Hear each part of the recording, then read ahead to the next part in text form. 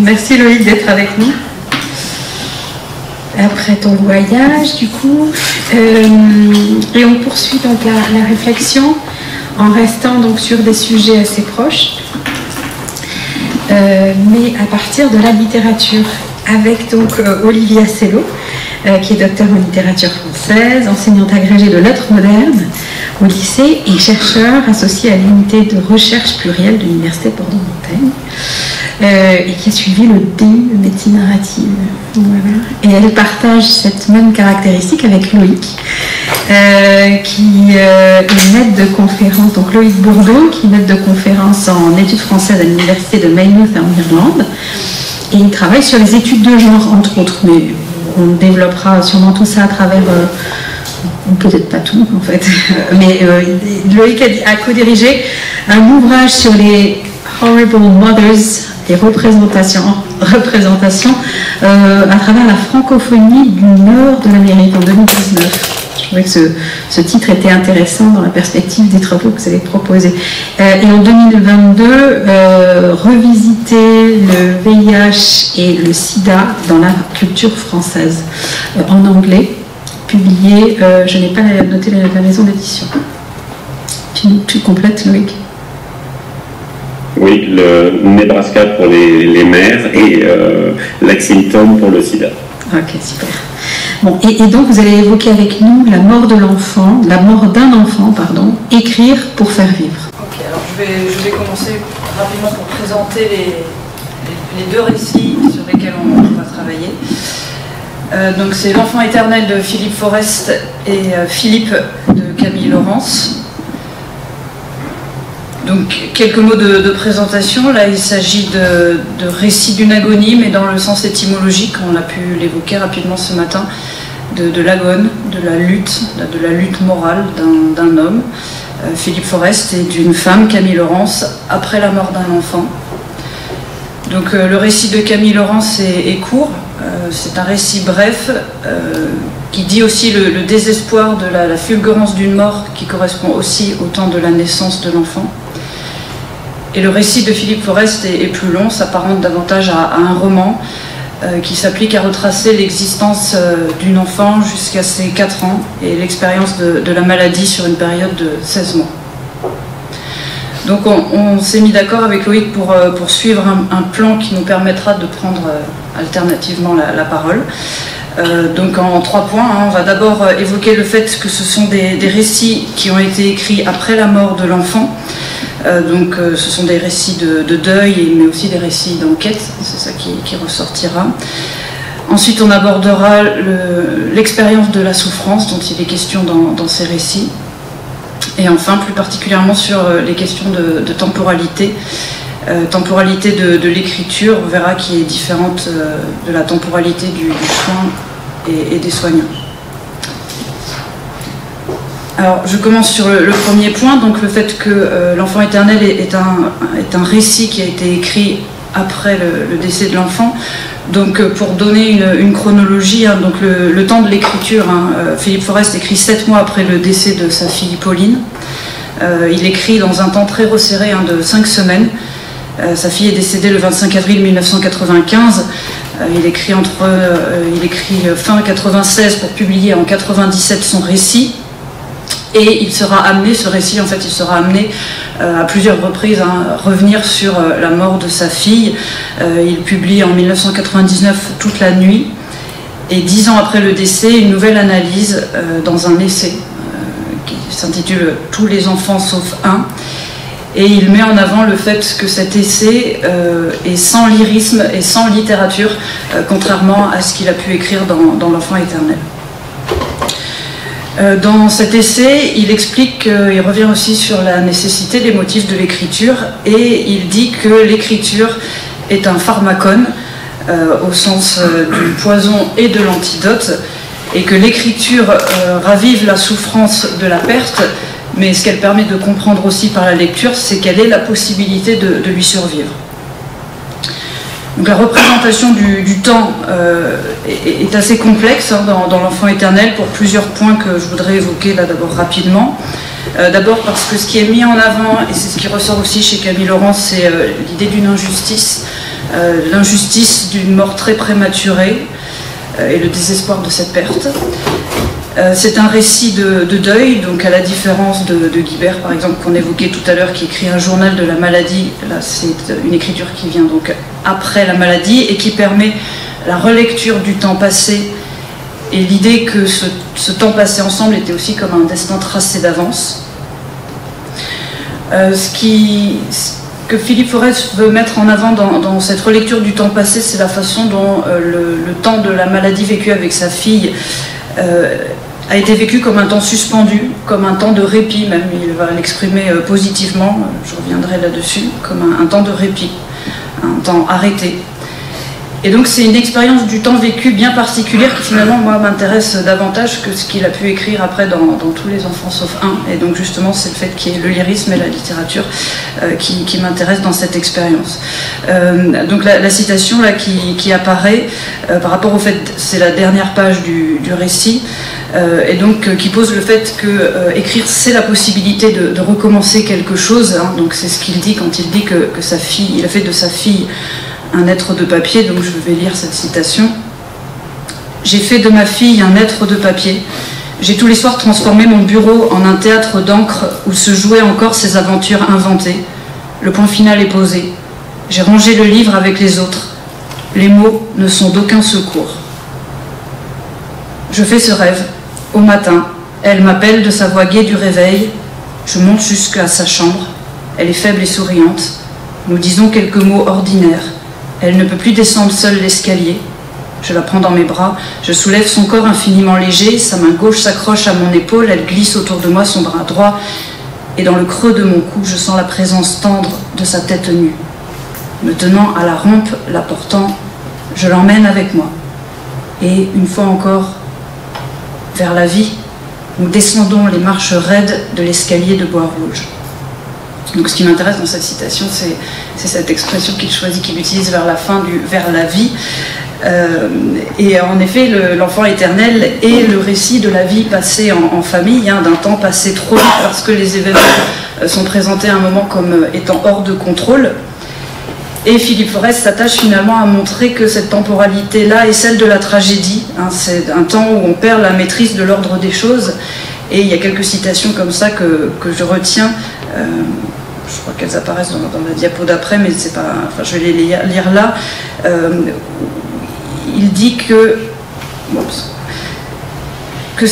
écrire, c'est une brèche sans fond où la fin inscrit son mouvement perpétuel. Il dit « Un roman est une entaille faite dans le bois du temps ».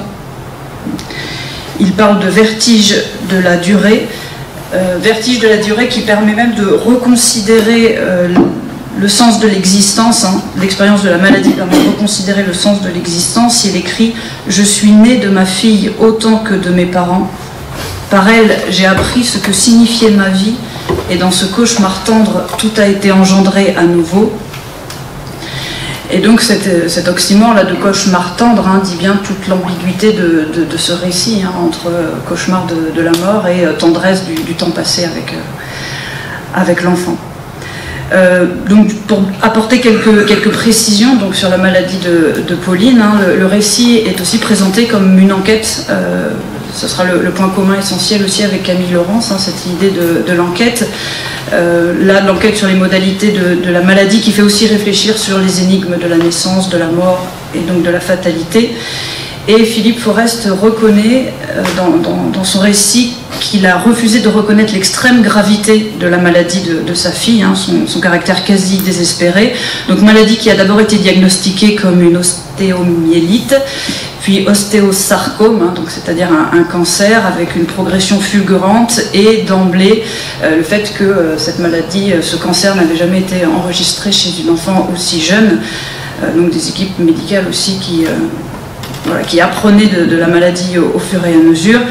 Donc avec tout ce parcours de soins très lourd, hein, 2 grosses interventions chirurgicales, hein, avec un bras qui reste très handicapé, une autre intervention avec l'ablation du poumon, les séances de chimiothérapie, les séances de morphine. Donc Philippe Forest n'épargne aucun détail, hein, de ce lourd protocole thérapeutique.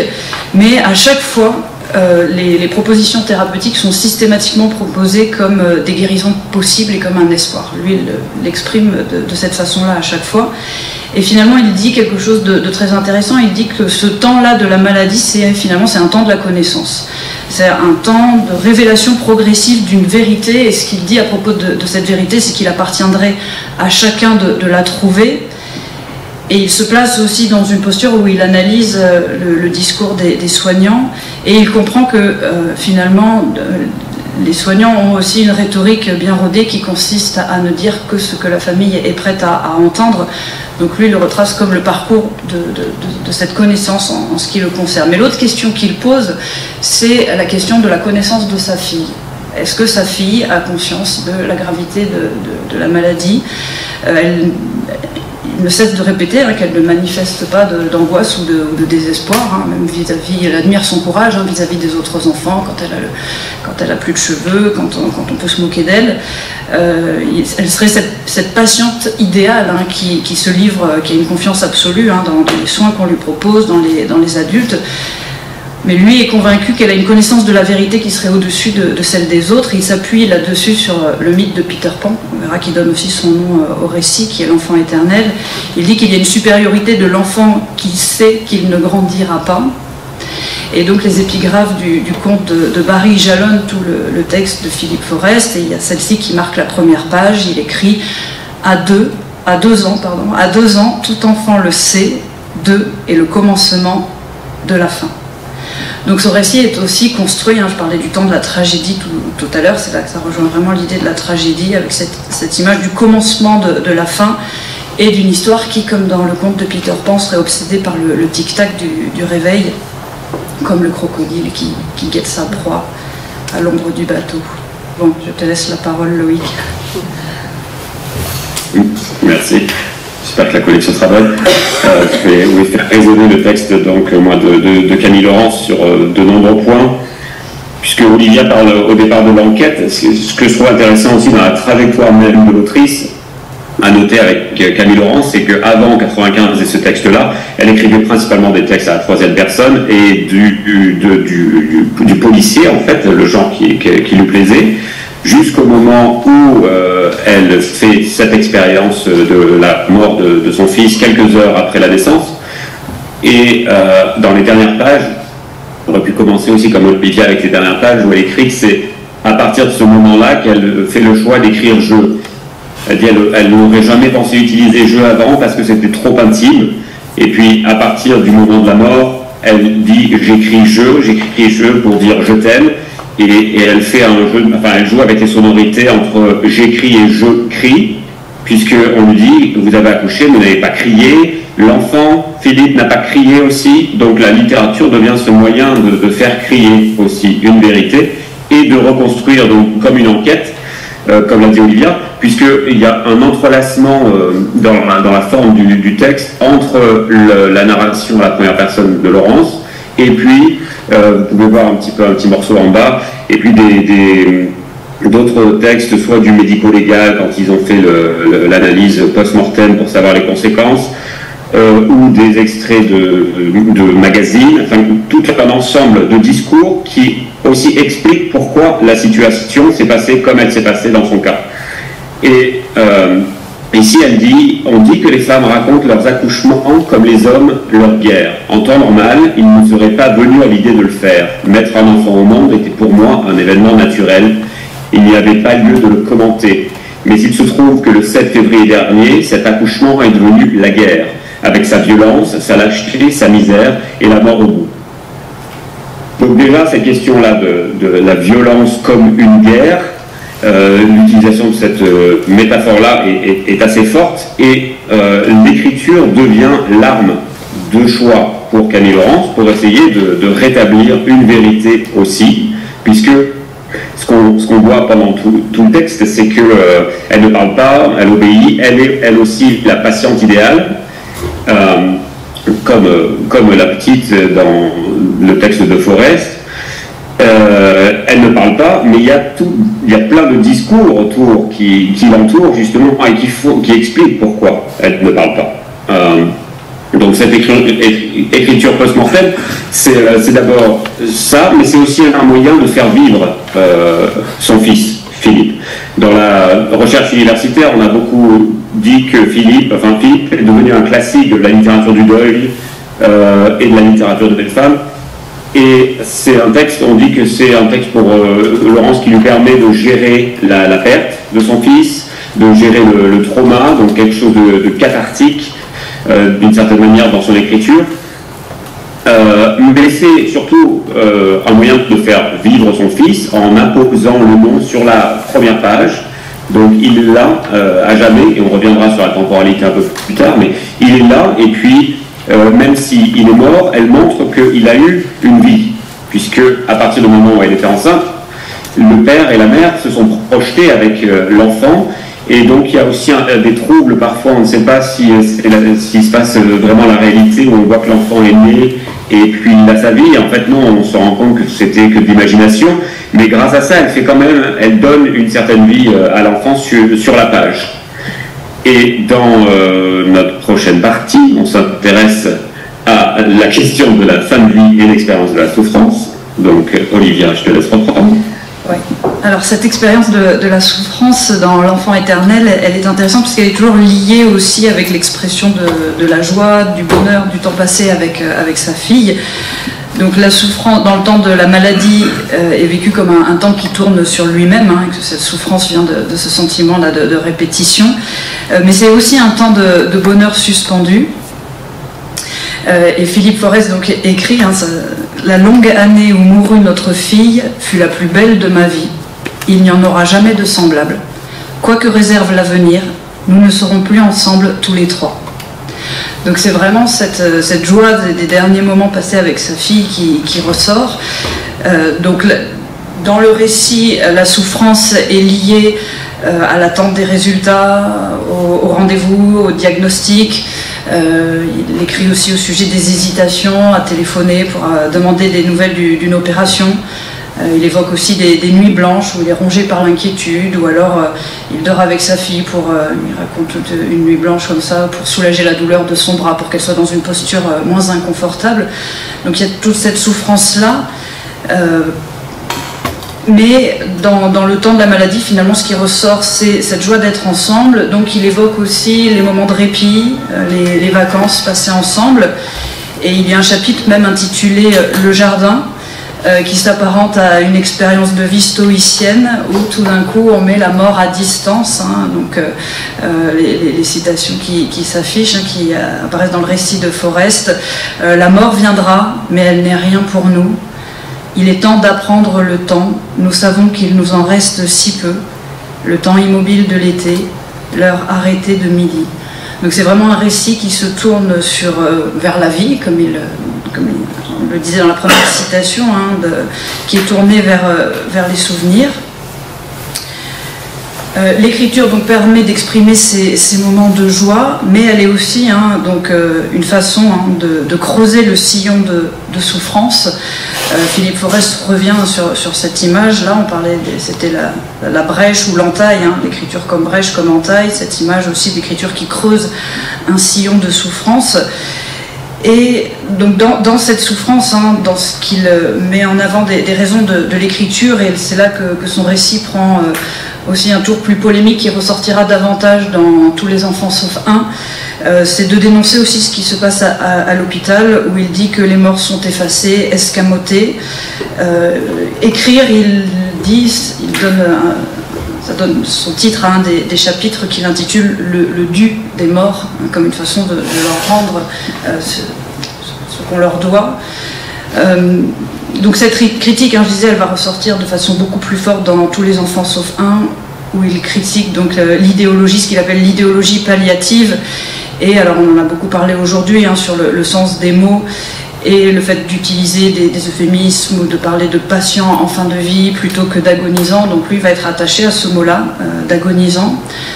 L'autre point polémique qu'il soulève, c'est ce qu'il appelle celui de la société de consolation dans laquelle on vivrait aujourd'hui, une société dans laquelle la douleur serait interdite, où il ne faudrait surtout pas se laisser aller, où on attendrait qu'on surmonte le chagrin.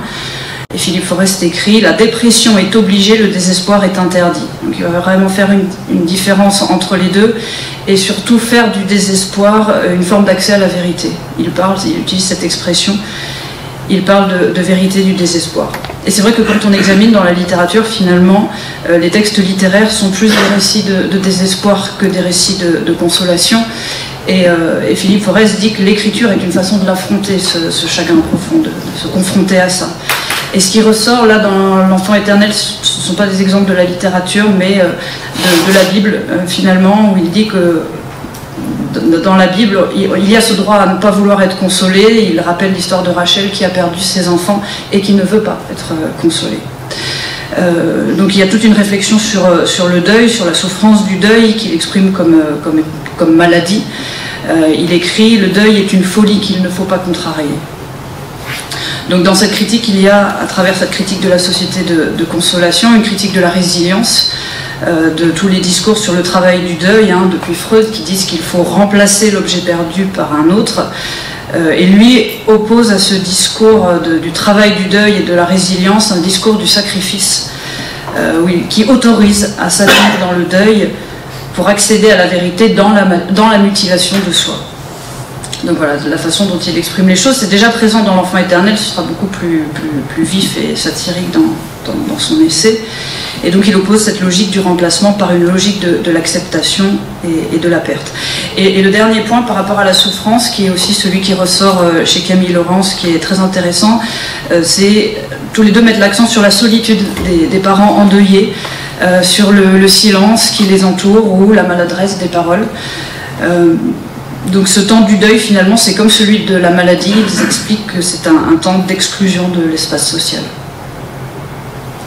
Oui, j'allais rebondir sur ce dernier point de la consolation, que justement je repensais à cette citation là de Laurence où, après la perte, elle dit les gens ne savent pas comment agir envers nous, ils veulent tenter de nous consoler, mais ils le font et ils le font pas bien, mais en même temps s'ils ne le font pas, c'est mal aussi, donc il y a une certaine impossibilité de faire les choses comme il faut, et c'est pas grave, c'est comme ça en fait. Mais ça nous éclaire sur ça. Et dans le cas de Laurence, là, je crois que la souffrance, en fait, elle vient principalement d'un processus qu'on voit de grandes attentes et de déception. Ici, vous avez, dans l'un des livres que j'ai potassé en vue du jour J, il était écrit « Ne vous attendez pas à ce que le personnel soit aux petits soins pour vous, il peut y avoir d'autres parturientes qui accouchent en même temps, vous n'êtes pas le centre du monde. Je ne dis donc mot, je ne veux pas déranger. Je serai la parturiente idéale. » Et s'il y a cette tension entre être le corps enceinte qui va accoucher au centre de l'action, au centre de tout, et au final n'être au centre de rien.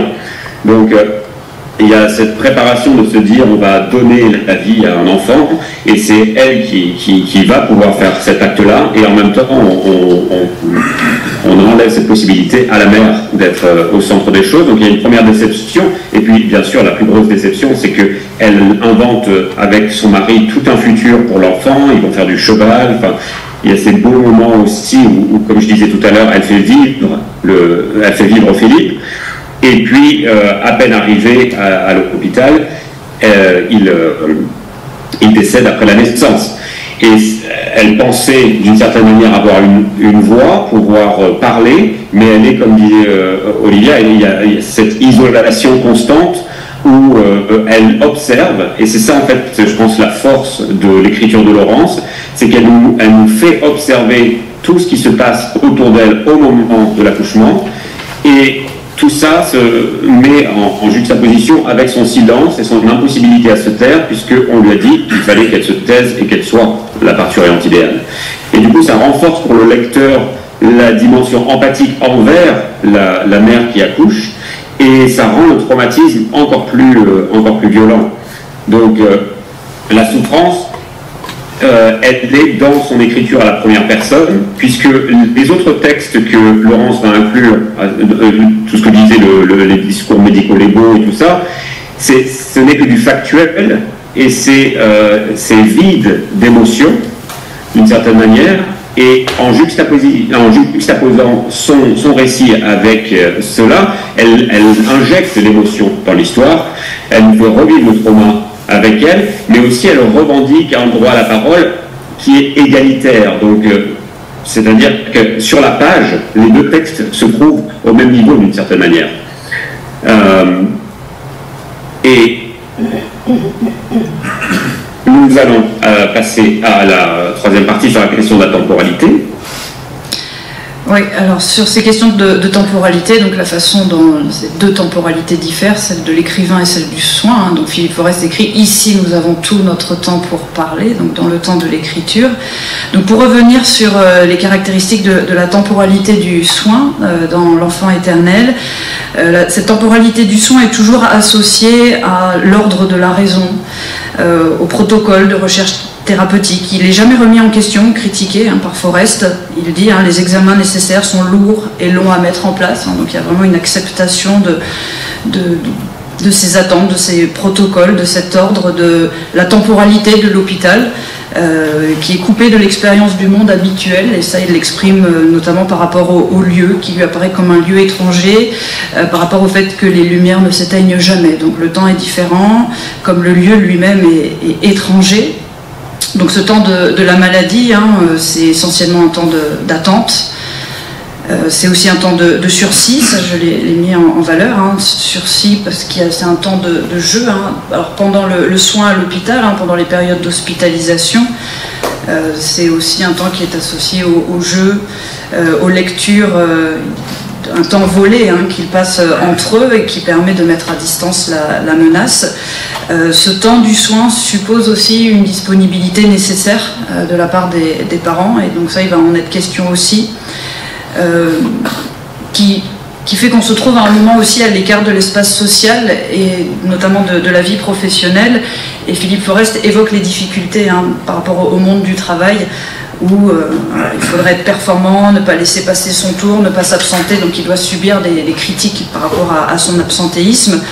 Donc il y a par rapport à ça un véritable retrait du monde à l'hôpital, de cocon protecteur autour de l'enfant et avec les équipes soignantes. Il y a vraiment cette idée de retrait qui se fait avec les soignants, et aussi cette représentation de l'hôpital, et plus particulièrement l'hôpital des enfants. Il insiste sur des traitements aussi qui sont réservés aux enfants comme lieu qui rassure et qui propose toute une série d'activités ludiques. Cette temporalité du soin est abordée complètement différemment quand la gravité du cancer est révélée. Donc au moment où il y a des métastases dans les poumons, ça va être aussi le moment de la dernière opération où on va enlever à Pauline un poumon. Et à partir de là, il interprète différemment les comportements de l'équipe médicale. Donc c'est son expérience vécue, on n'a que sa perspective à lui. Mais là, lui considère que ce temps du soin est devenu le temps de l'impasse et de l'abandon thérapeutique. Et lui, finalement, reproche au médecin d'avoir déjà marqué Pauline du signe de la mort. Donc c'est la citation qui apparaît, donc on va voir cette ironie par rapport à l'attitude du personnel soignant. À l'hôpital, les comportements ont changé. Il y a des regards qu'il est plus difficile de croiser. On vient moins volontiers vers vous. Ceux des médecins qui acceptent de vous annoncer de vive voix tel ou tel résultat d'analyse, on les sent courbés sous le poids de leur surmoi professionnel. Il leur en coûte, mais ils accomplissent ce qu'ils savent être leur devoir. Invisibles, Hippocrate les pousse vers vous. Les infirmières ne sont pas informées du détail des dossiers médicaux, mais elles en savent assez pour ne plus se presser autour du lit de l'enfant. D'autres charmants petits malades arrivent chaque mois, et on peut espérer qu'ils se montreront moins décevants. Ils guériront, eux. Donc dans ce dernier chapitre, celui qu'il a intitulé le dû des morts, la menace là se fait plus pressante, et le décalage aussi avec les équipes soignants, avec cette idée que les médecins ont accepté la mort et qu'ils sont déjà dans cette perspective de la mort et de la fin, alors que les parents la refusent. Et donc il dit qu'on leur reproche d'entretenir une relation trop fusionnelle avec leur fille, de refuser le passage de relais, d'entretenir l'anxiété. Dans Tous les enfants sauf un, il revient sur le rôle symbolique qui est souvent accordé aux médecins, qui peuvent être diabolisés ou idolâtrés, auxquels on confère cette dimension sacrée qui serait de sauver l'enfant. Mais lui-même a été le premier à espérer qu'on sauve sa fille.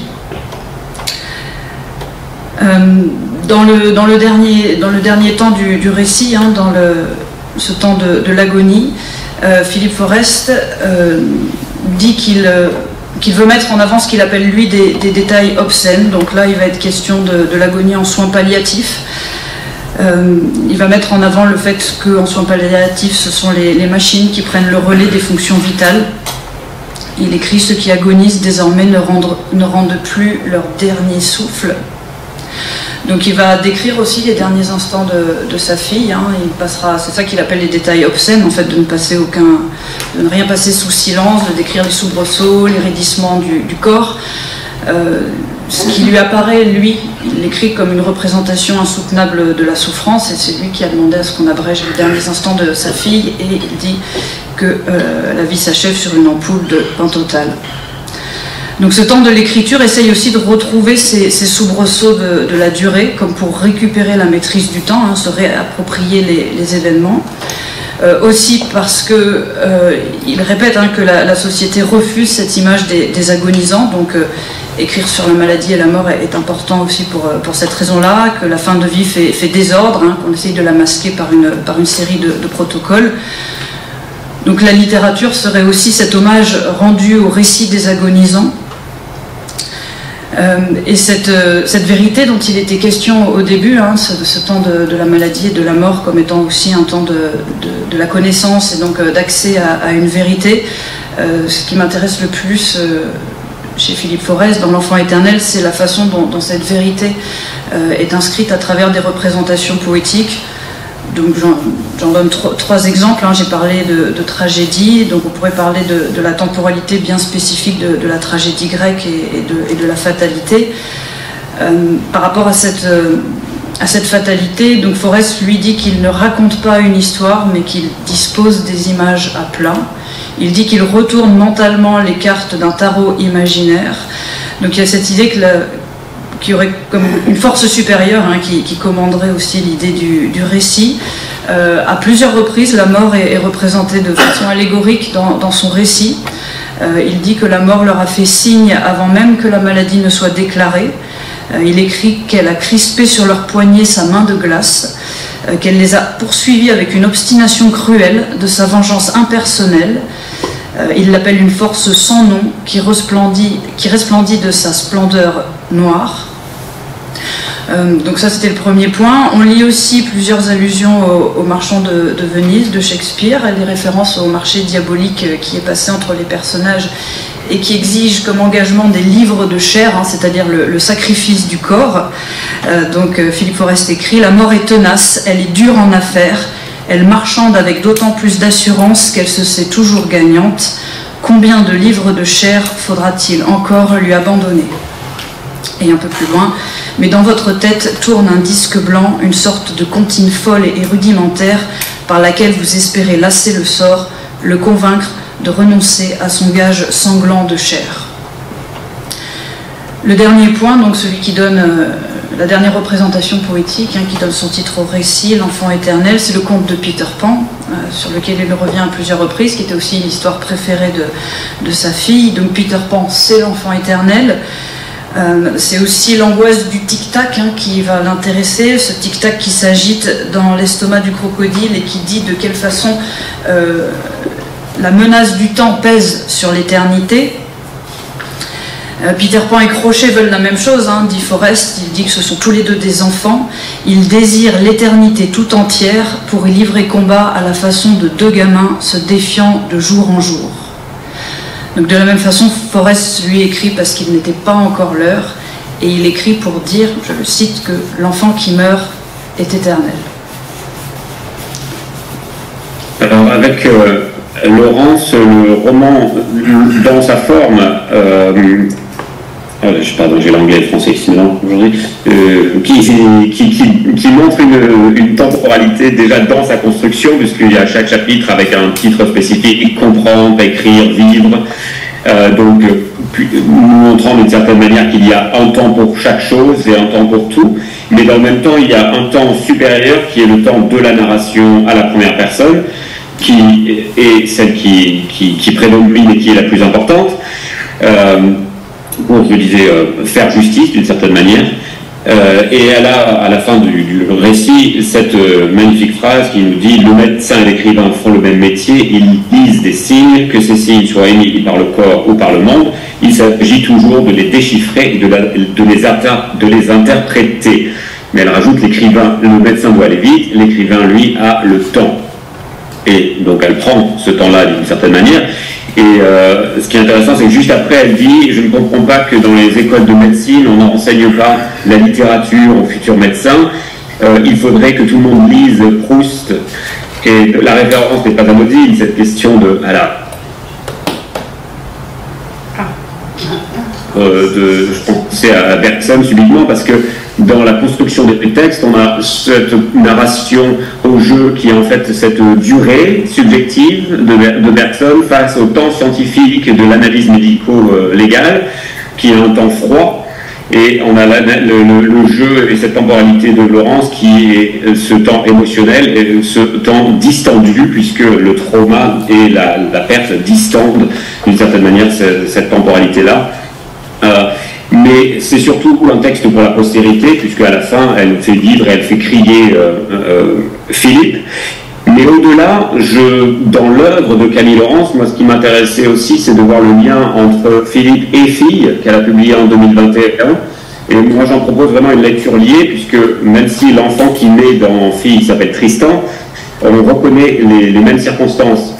Et ce que je trouve intéressant dans Fille, c'est qu'on a des informations supplémentaires qui, en fait, en ayant lu Philippe, nous montrent que la situation est encore plus grave, mais surtout qu'on a un problème systémique. Et c'est vraiment le point que je tiens à faire, puisque je m'intéresse aux violences obstétricales et gynécologiques, c'est que si Philippe nous donnait l'impression d'un moment T de trauma, grâce à Fille, on se rend compte qu'on est dans un schéma de violence systémique patriarcale qui font que la mère, quand elle accouche, ça se passe mal, parce qu'on lui a dit de se taire, parce qu'il y a des hommes qui lui ont dit change de médecin et prends cet autre médecin. Il y a tout un système qui se met en place pour la faire taire et qui cause la mort de l'enfant.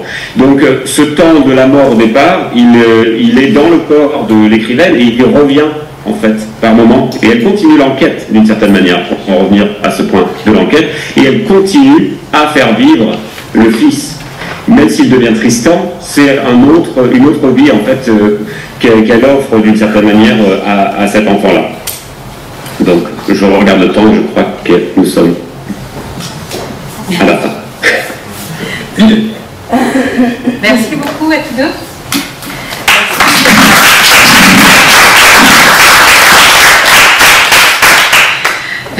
Merci beaucoup et évidemment le temps avançant dans la journée, on a des effets de résonance, on entend évidemment les propos de Mathieu Simonet par rapport à Benoît ce matin quand on voit poser sur la couverture de Camille Laurence Philippe, hein, l'importance en fait de faire trace.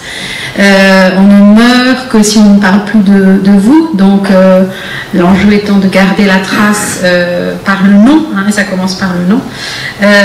Et merci aussi pour cet éventail de temporalité que vous avez déployé, que ce soit celle de la douleur, mais de la souffrance plus exactement, et puis celle qui se décline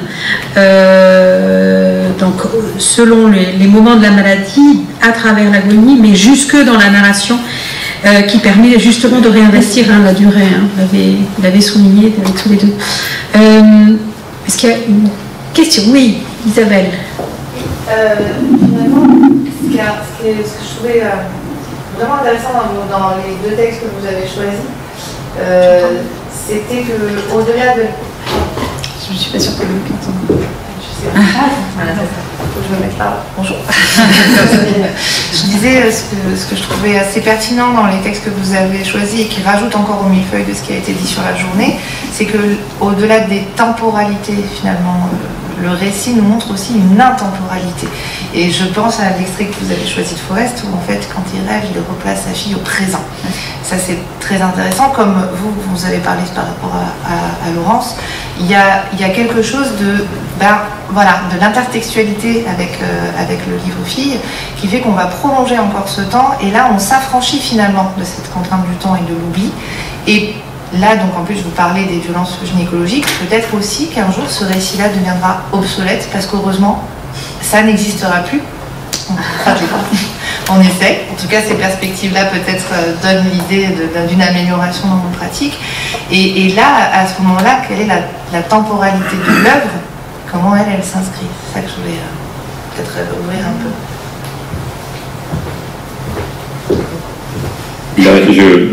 Je réfléchis mais je pense que, je veux dire, comme toute œuvre, elle s'inscrira dans son contexte. Alors si on veut être très optimiste, comme vous dites, et arriver à un moment où il n'y a plus ces violences-là, par exemple, je pense que le texte continuera à résonner, parce que même sans la violence, même sans penser à travers le prisme de la violence obstétricale et gynécologique, on est dans une expérience de la perte qui continuera d'exister, malheureusement. Ces histoires continueront d'exister, la perte continuera d'exister, mais le choix de continuer à faire vivre l'enfant, ça c'est